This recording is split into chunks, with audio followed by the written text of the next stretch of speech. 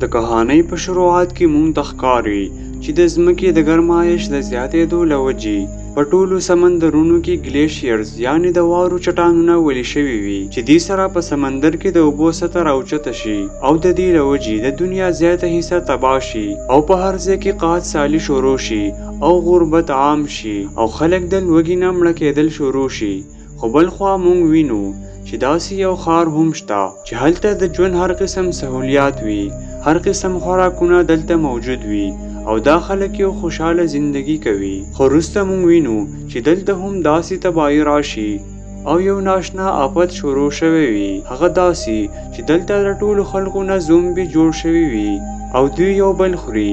خو دا هر څه ولې وشي؟ د دې اصل شروعات کې مونږ ته یو باسو نامي سړی وښودل شي کوم چې ډېر زیات مالداره وي. د دا یو د خوراک تیارولو کمپنی وي او د دا خوراک ټول ښار ته سپلای کیږي او خلک په دغه خوراک آباد وي. دې له وجې خلک او سرکار د باسو د لاس لاندې وي. خو د دې یوه ښځه وي چې هغه ډېره زیاته بیماره وي. باسو د خپلې ښځې په علاجونو ستړی شي او آخرکار ډاکټران د دې نه قلار شي او وایي چې د دې علاج اوس ناممکن دی. بلخوا دې ته یو کس یو مهی وروښیي چې د دې په وجه د ده ښځه بچ کېدی شي. نو دی دا مهی ترلاسه کړي او خپلې ښځې له یې ورکوي. خو ده ته دا پته نه وي چې دا مهی خوړل د یو تباهۍ سبب جوړېدی شي. اصل کې د سمندر نه وایرس ټول دغه مهي ته جمع شوي وي. نو چې څوک دا مهی وخوري نو د هغه نه به زومبي جوړ شي. خو دلته یو ډاکټر میسټر باسو ته ووایي چې دا مهی ته خپلې ښځې له زر مه ورکوه. در ټولو نه اول دا به بل چا وخوره چې دا څه غلط اثر کوي او که نه. بل خوا مونږ وینو چې د ده خوا ته څه میلمانه راغلي وي نو دی د موقع نه فایده اوچته کړي او همدغه مهی دې میلمنو ته په خوراک کې حاضر کړي. دوی چې کله خوراک شروع کړي نو په دې ټایم کې دغه مهی په یو میلمه باندې اثر وکړي او دی د خپلې کرسۍ نه وغورځېږي او د حالات ډېر زیات خراب شي چې په دې سره ټول میلمانه ډېر زیات حیران شي او په هیڅ نه پوهیږي چې آخر دا څه وشول. نو بل خوا مونږ وینو چې همدغه سړی په هسپتال کې وي او دته نه زومبي جوړ شوی وي. نو اوس دا زومبي ولګي او په یو نرس باندې چک ولګي. نو په دې سره د هغه نرس نه هم زومبي جوړ شي. نو اوس دا دواړه زومبي خلک خوري او په دې سره به اوس د زومبیانو یو نوې دنیا قایمیږي. نو د زومبي تعداد وخت په وخت نور هم زیاتیږي. معامله دې حد ته ورسي چې فوج پکې هم انټري وکړي او د هسپتال غیر چاپیره ودرېږي او خلک دننه نه پرېږدي او دننه خلک بار ته نه را پرېږدي. په دې ټایم کې یوه زومبي د هسپتال د چت نه بهر ته راوغورځېږي. د یو فوجي دا سوچ وي چې دا اوس مړ شوی دی. خو دا زومبي را پاسي او په دغه فوجي باندې چک ولګوي چې دې سره د هغه فوجي نه هم زومبي جوړ شي او دغه شان هر طرف ته درس غوبل شروع شي او ټول خلک په منډو کې شي او هر سړی د خپل ځان غم راغستی وي. نو ملګرو دې نه پس به اوس څه کېږي؟ راځئ دغه باقي قصه زموږ د یو ملګري نه واورو. نو مهرباني وکړئ دا ویډیو لایک کړئ او زموږ دا چینل هم در سره سبسکرایب کړئ ځکه چې په دې موږ ډېر زیات مهنت کوو. نو راځئ چې واورو چې مخې ته څه کېږي. په دې ټایم کې جیک د هسپتال ته وردننه شي او د خپلې ښځې په تلاش کې وي. خو دی ګوري چې هلته کې ډېرو کسانو نه زومبي جوړ شوي. بس دی ولګي او هغې سره مقابله شروع کړي. بل طرف ته مونږ رین وینو چې دی ډایرکټر سره په یو کمره کې پټ شوي. دی راپاسي او دروازې طرف ته روانه شي او د بهر تلو لاره ګوري. خو دی چې کله وروسته راوګوري نو هغه ډایرکټر غایب شوی او هغه یو زومبي خوړلی وي او دنه هم زومبي جوړ شوي. دی اوس په رین باندې حمله کولو ولایي خو رین دته دکه ورکړي او بهر ته منډه کړي. رین ګوري چې هر طرف ته زومبي پیلاو شوي او دی څه پوهیږي نه چې اوس په کوم طرف ته تښتي. په دې ټایم کې دی یو اواز واوري کوم چې د دې خاوند جیک ولایي. جیک د کنټرول روم ته تللی وي او هلته نه کې دې ته خپل لوکیشن وښایي. په دې سره رین ته لږ تسلي میلاو شي. اوس په دې هسپتال کې هر سړی زومبي جوړ شوي. دې هسپتال نه څوک چې بهر ته راوځي نو فوجیان ولاړ وي او دوی فوراً شوټ کوي. سرکار هم اوس دې باره کې ډېر زیات پریشان وي. بس دوی دا فیصله وکړي چې دا هسپتال به وړاو کوو ځکه چې دې بغیر موږ سره بله لاره نشته. دې نه پس دوی یو ټایمر سیټ کی چې په هغه کې 10 منټه ټیم وي او هغه نه پس په دا هسپتال وړاو کیږي. بل طرف ته جیک په دې هسپتال کې لګیا وي او د زومبي مقابله کوي او دته د سرکار پلان په باره کې بالکل معلومات نه وي. جیک هلته کې یو ماشوم وویني چې هغه لا پورې روغ وي. په دې ماشوم باندې یو زومبي حمله کوي نو جیک فوراً دا زومبي مړ کی.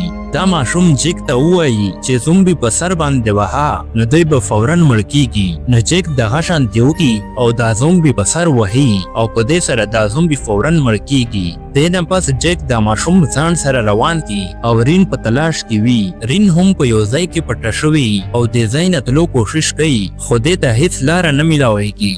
دې نه پس دی په یو کیمرا کې وویني چې مستر باسو او هغه ښځه لا پورې بچ وي. دی فوراً هغې طرف ته منډه کړي او هغې له دروازه وټکوي. مستر باسو دې ته دروازه کولاو کی او دی ځان سره محفوظه کی.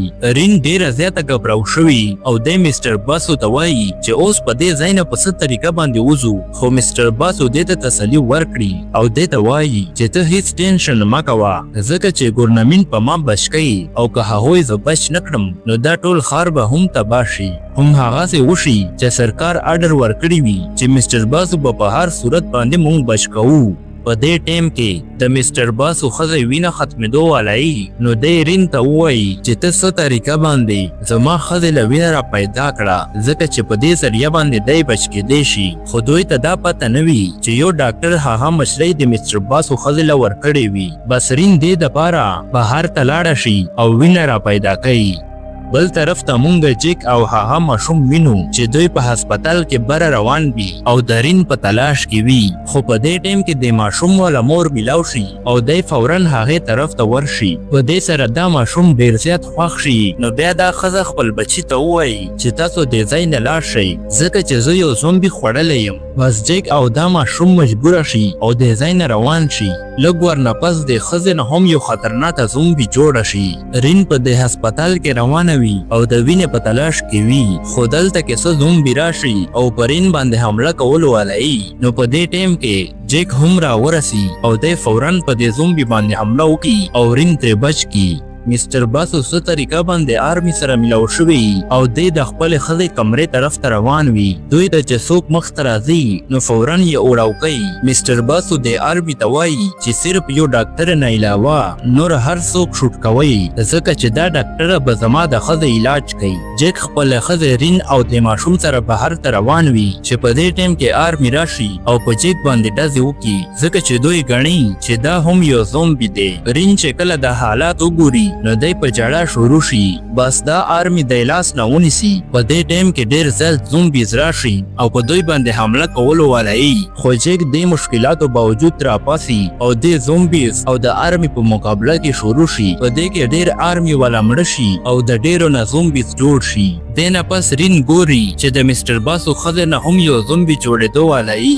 رین مستر باسو ته وایي چې ستا ښځې نه زومبي جوړېږي نو ته دې ځای نه تښته. خو مستر باسو خپلې ښځې سره ډیر محبت کوي او دی دې ځای نه نځي. بس دې نه پس دا ښځه راپاسي او مستر باسو باندې چک ولګوي. جیک خپله ښځه او هغه ماشوم بره روان کړي وي چې په دې ټیم کې د زومبیز پوره ټیم راشي او دوی راګیر کی. جیک یو طرف ته لاړ شي او دا ټول زومبیز ځان طرف ته راوغواړي او دی خپلې ښځې او ماشوم ته اشاره وکړي چې تاسو بره ځئ ځکه چې هلته د آرمي هلیکاپټر ولاړ وي چې هغه دو ځان بچ کولی شي. رین او دا ماشوم بره چت ته وخیږي. هلته کې آرمي ولاړه وي او دوی دې ځای نه بوځي. خو په دې ټیم کې رین دوی ته ووایي چې تاسو لږ انتظار وکئ ځکه چې زما خاوند هم را روان دی. خو دې ته دا پته نه وي چې هغه هر طرف نه زومبیز گیر کړی وي. په دې ټیم کې آرمي والا ته پته ولګي چې دې بلډینګ اوړاو کونه د صرف 3 منټه پاته دي. بس دوی فوراً رین او دا ماشوم هلیکاپټر ته وخیږي او دې ځای نه روان شي. جیک هم په څه طریقه باندې ځان راوباسي او د هلیکاپټر ته راشي. خو دا هلیکاپټر اوس الوتی وي. رین هم چې دې ته وګوري نو ډیر زیات چغې ووایي خو دې اوس څه فایده نه وي. جیک پسې ټول زومبیز راشي او د یو ځل بیا هغې سره مقابله شروع کړي. خو په دې ټیم کې هغه بم ټایم پوره وي او په دې سره دا ټول بلډینګ اوړاو شي.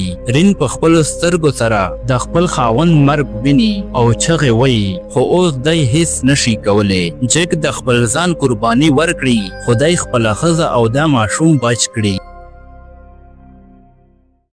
دې ته ووایه چې نن سبسکرایب کړئ شابه چاته مینوال ته ووایه چې نن سبسکرایب کړئ ویډیو لایک کړئ چینل سبسکرایب کړئ ویډیو